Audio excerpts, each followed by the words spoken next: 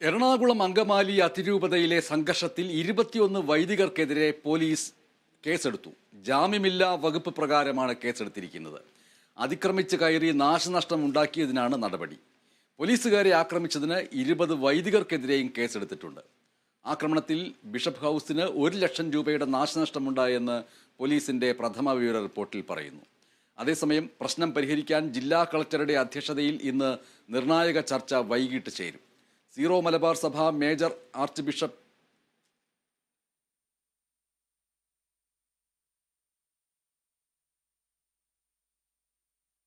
ആ വാർത്തയുടെ പൂർണ്ണരൂപം നൽകാൻ കഴിയാത്തതിൽ ഖേദിക്കുകയാണ്.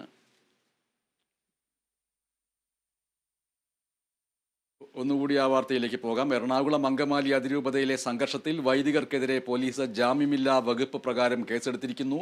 നടപടി പോലീസുകാരെ ആക്രമിച്ചതിനും വഴി തടഞ്ഞതിനും ആണ്. MJ ലോറൻസ് വിവരങ്ങൾ നൽകുന്നു.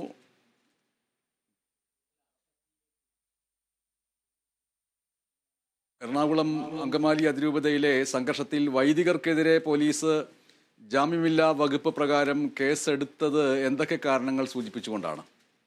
ബനേഷ്, എറണാകുളം അങ്കമാലി അതിരൂപതയിലെ സീറോ മലബാർ സഭയിലെ ഏകീകൃത കുർബാന തർക്കം സംബന്ധിച്ചുള്ള സംഘർഷം അയവില്ലാതെ തുടരുകയാണ്. കഴിഞ്ഞ 2 ദിവസമായി അതിരൂപത ആസ്ഥാനത്ത് വൈദികരും പോലീസുകാരും തമ്മിലുള്ള സംഘർഷം നിലനിൽക്കുകയാണ്. അതിപ്പോഴും അയവില്ലാതെ തുടരുകയാണ്. ഇന്നലെ സമീപകാലത്തെങ്ങും ഇല്ലാത്ത വിധം സംഘർഷം അതീവ രൂക്ഷമായിരുന്നു. ഇതേ തുടർന്ന് അതിരൂപത അധികൃതരുടെ പരാതിയിൽ 3 കേസുകളാണ് പോലീസ് ഇപ്പോൾ വൈദികർക്കെതിരെ രജിസ്റ്റർ ചെയ്തിരിക്കുന്നത്. ജാമ്യമില്ലാ വകുപ്പ് പ്രകാരമാണ് 21 വൈദികർക്കെതിരെ കേസെടുത്തിരിക്കുന്നത്. വൈദികർ ബിഷപ്പ് ഹൗസ് ആസ്ഥാനത്ത് അതിക്രമിച്ച് കയറി നാശനഷ്ടം ഉണ്ടാക്കി എന്നുള്ളതാണ് പ്രധാനമായും ആരോപിക്കപ്പെടുന്ന FIRൽ ആരോപിക്കപ്പെടുന്ന ഒരു കുറ്റം. അത് 21 വൈദികർക്കെതിരെയാണ് പോലീസ് കേസെടുത്തിരിക്കുന്നത്. ജാമ്യമില്ലാ വകുപ്പ് പ്രകാരമാണ്.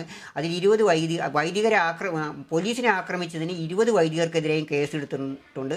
വഴി തടഞ്ഞ് സംഘർഷം ഉണ്ടാക്കി, അതുപോലെ പോലീസുകാരുടെ കൃത്യനിർവഹണം തടസ്സപ്പെടുത്തി, എങ്ങനെയുള്ള കാര്യങ്ങൾ ഉൾപ്പെടുത്തി 3 കേസുകളാണ് ഇപ്പോൾ ഈ ഇന്നലത്തെ സംഘർഷത്തിൽ വൈദികർക്കെതിരെ എടുത്തിട്ടുള്ളത്.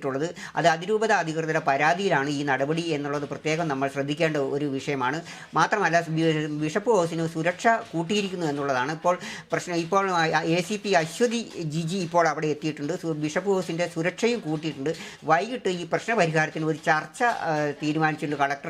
കളക്ടറുടെ നേതൃത്വത്തിൽ നിന്നൊരു ചർച്ച തീരുമാനിച്ചിട്ടുണ്ട്. അതായത് സീറോ മലബാർ സഭ മേജർ ആർച്ച് ബിഷപ്പ്, ഈ ചർച്ചയിൽ സീറോ മലബാർ സഭയുടെ major archbishop Mar Raphael Thattil, അദ്ദേഹത്തിൻ്റെ ഒരു പ്രതിനിധി, പിന്നെ സമരസമിതിയുടെ അംഗങ്ങൾ, വൈദിക സമിതി അംഗങ്ങൾ, സമരസമിതിയുടെ അംഗങ്ങളുണ്ട്, വൈദിക സമിതിയുടെ അംഗങ്ങളുണ്ട്, അൽമായ മുന്നേറ്റം ഉൾപ്പെടെയുള്ള സംഘടനകളുടെ പ്രതിനിധികളൊക്കെ തന്നെ ഈ ചർച്ചയിൽ പങ്കെടുക്കുമെന്നാണ് നമുക്കിപ്പോൾ അറിയാൻ കഴിയുന്നത്.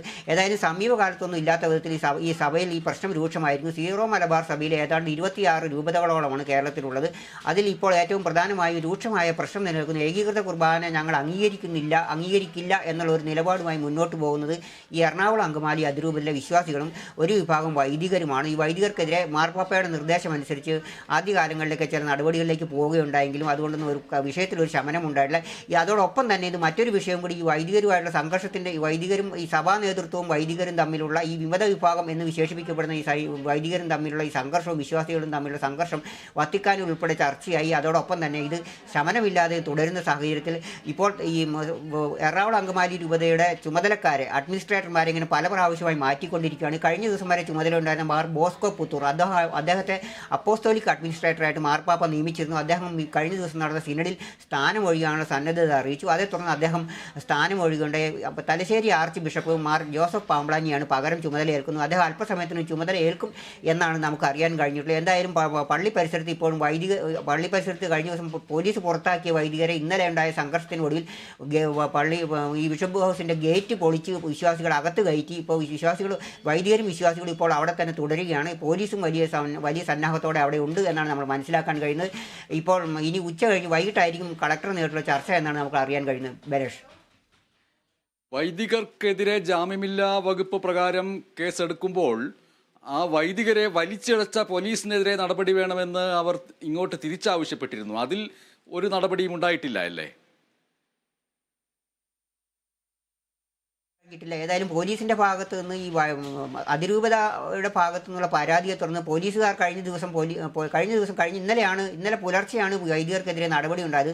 തലേ ദിവസം തന്നെ പോലീസുകാർ അവിടെ എത്തി വൈദികരോട് ഒഴിഞ്ഞു പോകണമെന്ന് ആവശ്യപ്പെടുന്നു. ബിഷപ്പ് ഹൗസിൽ കയറി പറ്റിയ വൈദികരോട് ഒഴിഞ്ഞു പോകണമെന്ന് ആവശ്യപ്പെടുന്നു. പക്ഷേ വൈദികർ അതിന് കൂട്ടാക്കിയില്ല. ഞങ്ങളുടെ മേൽവിലാസം ഇതാണ്, ഞങ്ങളെ സഭയിൽ വൈദികർ എന്നുള്ളതിൽ തങ്ങളുടെ മേൽവിലാസം ഇതാണ്, തങ്ങൾക്ക് എങ്ങോട്ടും പോകാൻ കഴിയില്ല, ഇവിടെ തന്നെയാണ് ഞങ്ങൾക്ക് തുടരാൻ കഴിയുക എന്നുള്ള ഒരു തീരുമാനം വൈദികരെ അറിയിച്ചുകൊണ്ട് പോലീസ് അന്ന് പിരിഞ്ഞു പോവുകയായിരുന്നു. പക്ഷേ ഇന്നലെ പുലർച്ചെയാണ് പോലീസ് ഈ നടപടി, പുലർച്ചെ 5:30 കൂടിയായിരുന്നു പോലീസ് ഈ നടപടി സ്വീകരിച്ചത്. അതിൻ്റെ ഭാഗമായിട്ട് പോലീസ് ഇവരെ ഒഴിപ്പിക്കുന്നതിൻ്റെ ഭാഗമായിട്ട് കുറേ വൈദികരെ വലിച്ചിഴയ്ക്കുകയും റോഡിലൂടെ ബിഷപ്പ് ഹൗസിലൂടെ എടുത്തുകൊണ്ട് പോയി പുറത്തേക്ക് മാറ്റുന്ന ദൃശ്യങ്ങളൊക്കെ തന്നെ നമ്മൾ തന്നെ കാണിച്ചാണ്. കേരള വിഷൻ ഉൾപ്പെടെയുള്ള ചാനലുകൾ കാണിച്ചതാണ്. അപ്പോൾ ഒരു നടപടി എന്ന ഭാഗത്ത് നടപടിയുടെ ഭാഗമായിട്ട് പോലീസിൻ്റെ ഒരു നടപടിയുടെ ഭാഗമായിട്ടാണ് വൈദികരെ നീക്കിയിട്ടുള്ളത്. അപ്പോൾ അതിനെതിരെയുള്ള ഒരു പ്രതിഷേധം വൈദികരുടെ ഭാഗത്തുണ്ട്, അവരുടെ പരാതി ഉണ്ടായിട്ടുണ്ട്. അപ്പോൾ ഏതായാലും അതിലേക്ക് എന്തെങ്കിലും നടപടി കഴിഞ്ഞിട്ടുണ്ടോ, അതൊക്കെ തങ്ങളുടെ കൃത്യനിർവഹണത്തിൻ്റെ ഭാഗം എന്നുള്ള നിലയിലാവാം പോലീസ് അതിനെ കാണുന്നത് എന്നാണ് നമ്മൾ മനസ്സിലാക്കേണ്ടത്. ഏതായാലും പോലീസുകാർക്കെതിരെ നടപടിയൊന്നും ഇതുവരെ ഉണ്ടായിട്ടില്ല. അതൊരു പക്ഷേ ഇന്നത്തെ ചർച്ചയിൽ ഏതെങ്കിലും തരത്തിലുള്ള ഈ രീതിയിൽ സമരസമിതി ഉൾപ്പെടെ ആത്മായ മുന്നേറ്റം ഉൾപ്പെടെയുള്ള അതുപോലെ തന്നെ വൈദികരുടെ കൂട്ടായ്മ ഇവരെല്ലാം തന്നെ ഈ വിഷയം ഒരു പക്ഷേ തങ്ങളെ വലിച്ചിഴയ്ക്കുകയും പോലീസ് അതിക്രമം കാണിച്ചു എന്ന് തന്നെയാണ്, തന്നെ വലിച്ചിഴച്ചു എന്നൊക്കെ ചില വൈദികർ ഇന്നലെ പറയുന്നുണ്ടായിരുന്നു. പോലീസ് അവിടെ നടത്തിയത് അതിക്രമമാണ്. അതുപോലെ തന്നെ പോലീസ് പോലീസായി മാറിയെങ്കിൽ സർക്കാരിൻ്റെ പിന്തുണയോടെയാണ് ഈ പോലീസ് ഇത്തരം ഈ ക്രൂരകൃത്യങ്ങളൊക്കെ ചെയ്തുകൊണ്ടിരിക്കുന്നത് എന്നാണ് ഈ വൈദികരുടെ ഭാഗത്തു നിന്നുള്ള ഒരു പരാതി. ഏതായാലും ഇന്നത്തെ ചർച്ചയിൽ ആ വിഷയം ഉയർന്നു വരും എന്നാണ് നമ്മൾ കരുതേണ്ടത്. ഏതായാലും വിഷയം ഒരു പരിസമാപ്തിയിലേക്ക് അല്ലെങ്കിൽ വിഷയം ഒരു സമവായത്തിലേക്ക് നീങ്ങുന്നെങ്കിൽ പോലീസിനെതിരെ നടപടി ഉണ്ടാവുമോ ഇല്ലയോ എന്നുള്ള കാര്യത്തിൽ അപ്പോഴേ നമുക്കറിയാൻ കഴിയും. ബനേഷ്, ഇതിൽ ജാമ്യമില്ലാ വകുപ്പ് പ്രകാരം കേസെടുക്കുമ്പോൾ അറസ്റ്റ് ചെയ്യപ്പെടുന്ന അവസ്ഥയുണ്ടാവും. അത് റിമാൻഡ് ചെയ്യപ്പെടുമോ ഇല്ലയോ എന്നുള്ളത് മറ്റൊരു കാര്യം. പക്ഷേ ഈ വൈദിക വേഷത്തിൽ തന്നെ അവർ പോലീസ് സ്റ്റേഷനിലേക്ക് എത്തുകയോ അഴികൾക്കകത്താവുകയോ ചെയ്യുന്ന ഒരു സാഹചര്യത്തെ മുൻകൂട്ടി കാണേണ്ടതുണ്ടോ ഇപ്പോൾ? അത് തീർച്ചയായിട്ടും വൈദികരുടെ ഒരു പുതിയ ഒരു നിലപാട്. ഇന്നലെ അവരെ അവിടെ ഒഴിപ്പിച്ചപ്പോൾ തന്നെ വൈദികരും അതുപോലെ വിശ്വാസികളും പറഞ്ഞു, നിങ്ങളൊരു നടപടി തുടങ്ങി വെച്ചിരിക്കുന്നു, ഞങ്ങളെ അറസ്റ്റ് ചെയ്ത് നീക്കണം, അറസ്റ്റ് വരിക്കാൻ ഞങ്ങൾ തയ്യാറാണ് ഇന്നലെ ഈ വൈദികർ പോലീസിനോട് പറയുന്നു. പക്ഷേ പോലീസ് അവരെ അറസ്റ്റ് ചെയ്യാൻ കൂട്ടാക്കിയില്ല. അതിൻ്റേതായ ചില പ്രശ്നങ്ങളുണ്ടാവാം. പോലീസിനും സർക്കാരിനും നിർദ്ദേശം കിട്ടിയിട്ടുണ്ടാവില്ല, അല്ലെങ്കിൽ ആഭ്യന്തര വകുപ്പിൽ നിന്ന് കാരണം വൈദികരെ അറസ്റ്റ് ചെയ്ത് ജയിലിൽ അടയ്ക്കുക എന്നുള്ളത് പൊതുവിശ്വാസികൾക്കിടയിൽ വലിയ പ്രകോപനപരമായ കാര്യങ്ങളിലെ വൈകാരികമായ ഒരു വിഷയമായി മാറും എന്നുള്ള ഒരു സാഹചര്യം സർക്കാരും അതുപോലെ തന്നെ ജില്ലാ ഭരണകൂടമൊക്കെ കാണുന്നുണ്ട്. അതുകൊണ്ട് തന്നെ ഈ വിഷയത്തിൽ ഒരു ചർച്ച നടത്തി ഈ പ്രശ്നത്തിൽ രമ്യമായൊരു പരിഹാരത്തിലേക്കാവാം ഒരു പക്ഷേ പോലീസും ജില്ലാ ഭരണകൂടവും പോകുന്നത്. പക്ഷേ ഒരു പക്ഷേ ഇനി ജാമ്യമില്ലാ വകുപ്പ് പ്രകാരം കേസെടുത്തിരിക്കുന്ന സ്ഥിതിക്ക് റിമാൻഡ് ചെയ്യേണ്ടി വരും. അങ്ങനെയാണ് വൈദികർക്ക് അവരുടെ ഔദ്യോഗിക വസ്ത്രം ധരിച്ച് മാത്രമേ ജയിലിലേക്ക് പോകാൻ കഴിയുള്ളൂ. അത് ഒഴിവാക്കാനാകുന്ന ഒരു കാര്യമല്ല. എന്നിരുന്നാലും ഇന്ന് വൈകിട്ടത്തെ ചർച്ചയിലായിരിക്കും ഒരു പക്ഷേ സഭാ നേതൃത്വവും രംഗത്തുണ്ട്, പുതിയ ആർച്ച് ബിഷപ്പ് ചുമതലയേൽക്കുന്നു.